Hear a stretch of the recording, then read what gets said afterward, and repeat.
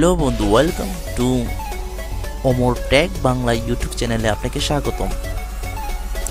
আজকে দেখাবো যে মাইক্রোসফট ওয়ার্ডে টেবিল কিভাবে তৈরি করতে হয়। অনেকে আমরা মাইক্রোসফট ওয়ার্ডে টাইপিংয়ের কাজ জানি, মাইক্রোসফট ওয়ার্ডের কাজ করতে গিয়ে টেবিলের প্রয়োজন হয়, আর সেক্ষেত্রে তখন আমরা এরকম টেবিলটা সঠিকভাবে না তৈরি করার কারণে আমাদের কাজটি এরকম অসম্পূর্ণ থাকে।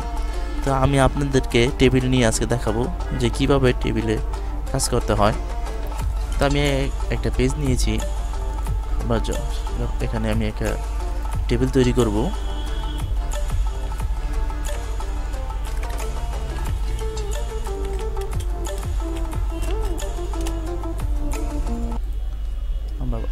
আমরা ইনসার্টে যাব। ইনসার্টে যাওয়ার পরে এখানে দেখছেন টেবিল। আপনি এখানে যেহেতু আমি এটা উইন্ডোজ 7 ইউজ করি, তো কিছু আপডেট করেছে, আপনারা এখান থেকে অটোমেটিকভাবে এভাবে দিতে পারেন। তো আমি আবার এখান থেকেও দিতে পারেন যে কলম কয়টি প্রয়োজন এবং আপনাদের রো কয়টি প্রয়োজন। আমি কলম এখানে যদি 8টি দিলাম আর রো এখানে 4টি দিলাম, ওকে। তো আমাদের এখানে 8টি রো এবং এভাবে 4টি কলম রো হয়ে গেল, আর এইভাবে 8টি কলম হলো। এখন আমরা যদি চাই যে টেবিলটা একটু ঘরগুলো বড় করার জন্য, তাহলে এখান থেকে একসাথে সবগুলো বড় করতে পারি। আবার আমি যদি চাই যে আমাদের এটা ক্রমিক নাম হবে, ক্রম নাম, তার জন্য এটা ছোট করতে হবে, তাহলে এইভাবে আমরা ছোট করতে পারি।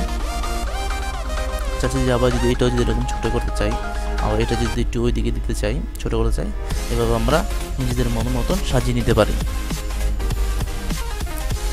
অনেক সময় আমাদের এরকম প্রয়োজন হয় যে আমাদের এই যে মাঝখানে যে দাগটা আছে, এটা এরকম লাগবে না, এটাকে আমরা অবমিট করতে চাচ্ছি।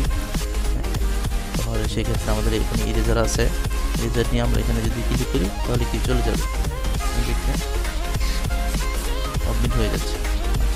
এখন এই ইরেজারটা সরানোর জন্য আমরা কি করতে পারি, কিবোর্ডের মাধ্যমে একটা স্পেস যদি দেই তাহলে কি চলে গেল। অনেক সময় আমাদের এরকম প্রয়োজন পড়ে যে এই দাগগুলো যদি মোটা করতে চাই, তাহলে আমাদের এই বর্তমানে এখন দাগগুলো আছে,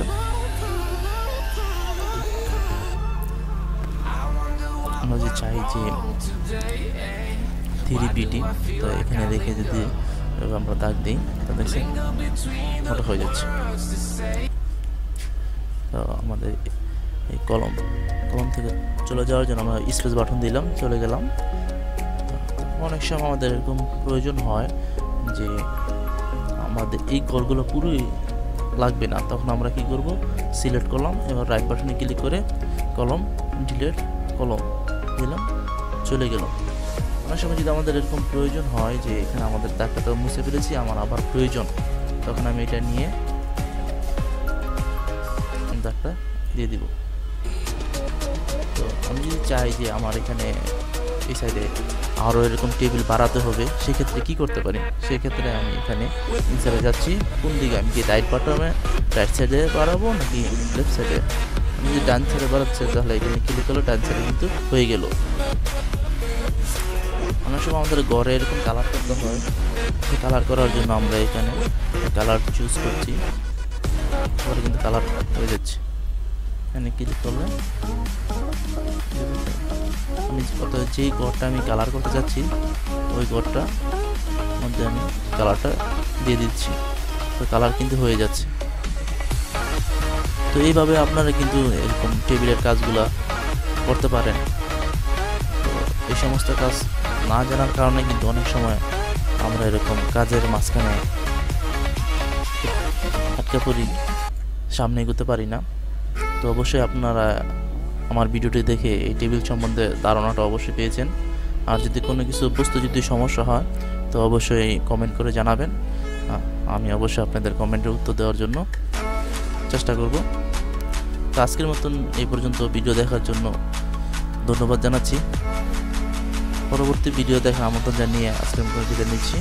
আল্লাহ হাফেজ।